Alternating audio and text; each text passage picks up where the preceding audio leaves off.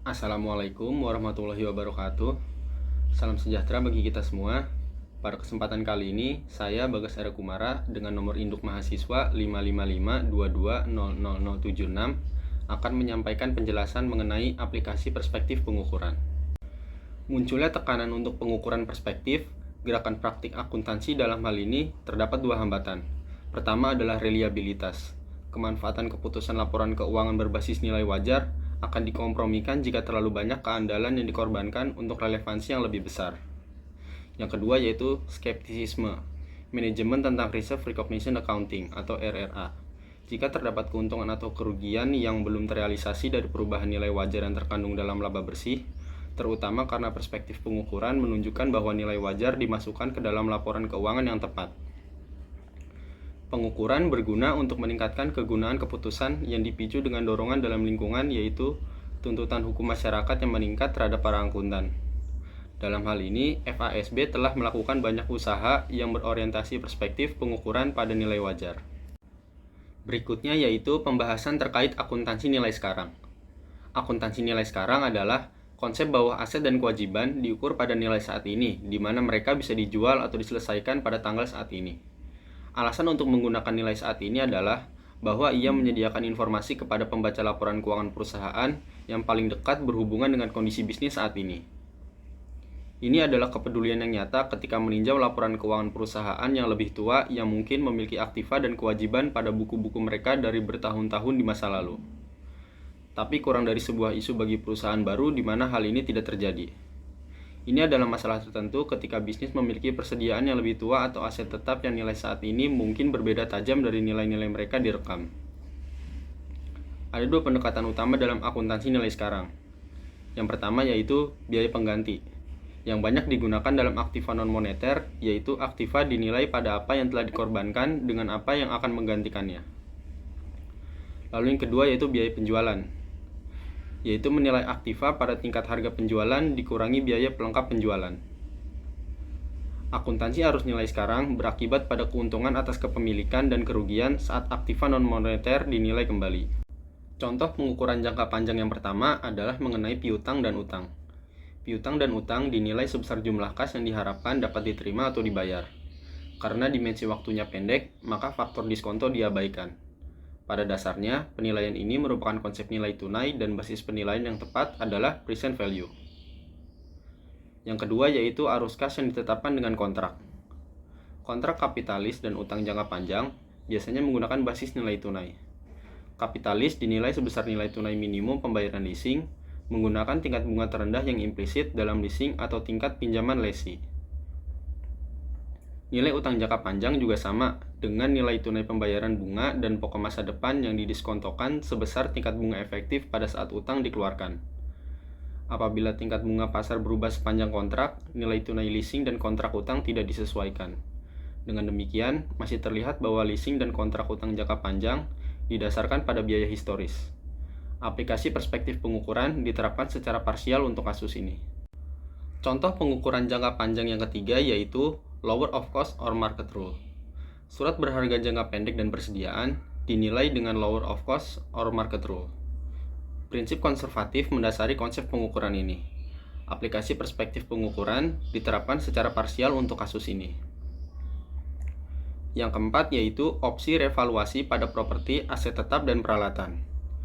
Jika suatu perusahaan mengakuisisi semua saham umum dengan transaksi bebas, yaitu transaksi yang lazim antar pihak, yang mana masing-masing bertindak demi kepentingannya sendiri dan tidak saling terkait, hal ini menentukan dasar akuntansi yang baru untuk merevaluasi kembali aset dan liabilitas perusahaan yang diakuisisi, yang disebut push-down accounting. Sebagian aplikasi perspektif pengukuran sudah berlaku untuk kasus ini. Contoh pengukuran jangka panjang yang kelima yaitu ceiling test untuk aset modal. Pada dasarnya, aktiva tetap dinilai sebesar cost. Namun ada ceiling test apabila nilai buku bersih lebih besar dari jumlah yang dapat diterima. Jumlah yang dapat diterima ditentukan dengan mengestimasi arus kas masa depan dan mencari nilai tunainya. Sebagian aplikasi perspektif pengukuran berlaku untuk hal ini.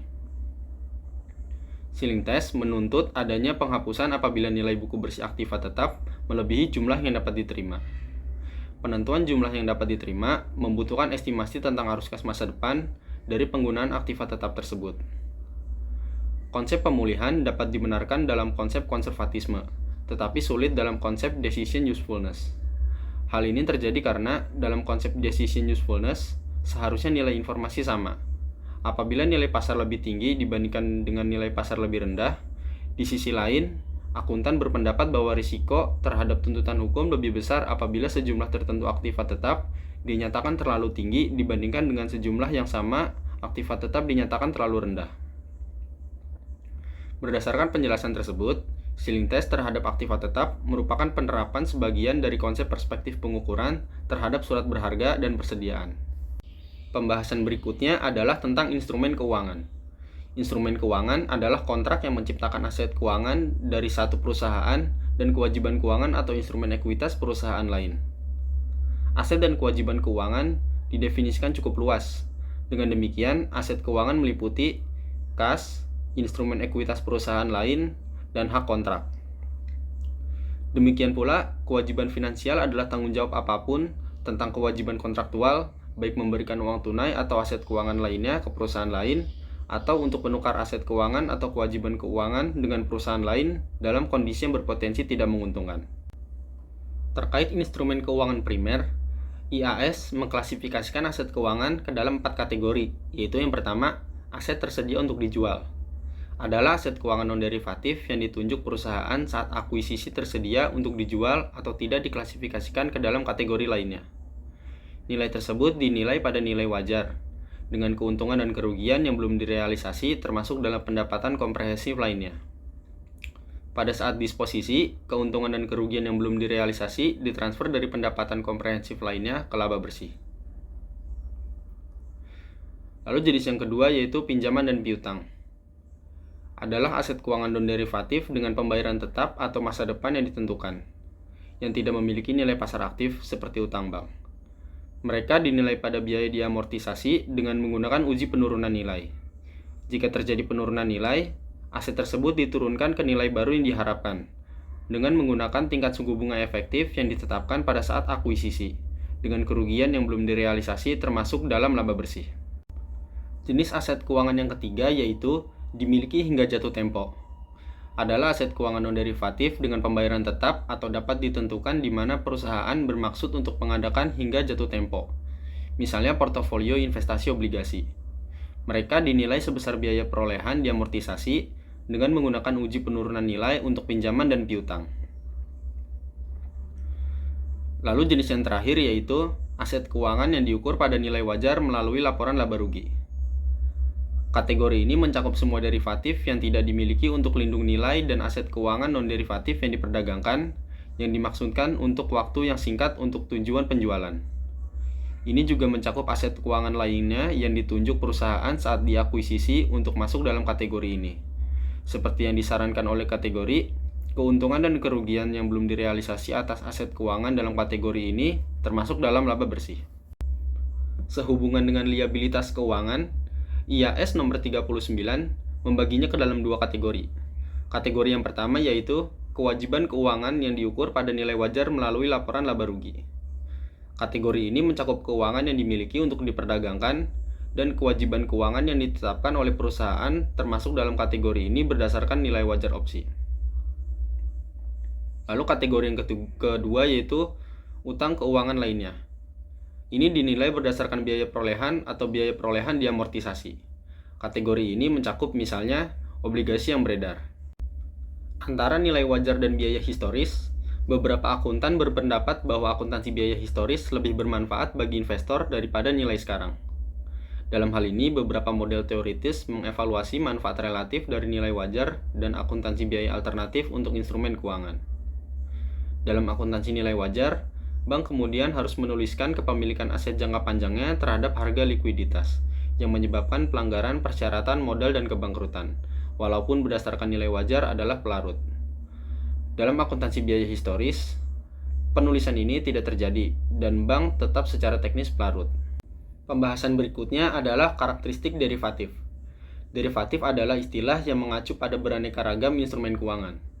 Satu karakteristik atau ciri umum instrumen derivatif adalah nilai kontrak derivatif dari sudut pandang investor terkait langsung dengan harga suku bunga, atau variabel lain apapun yang mendasari kontrak derivatif itu.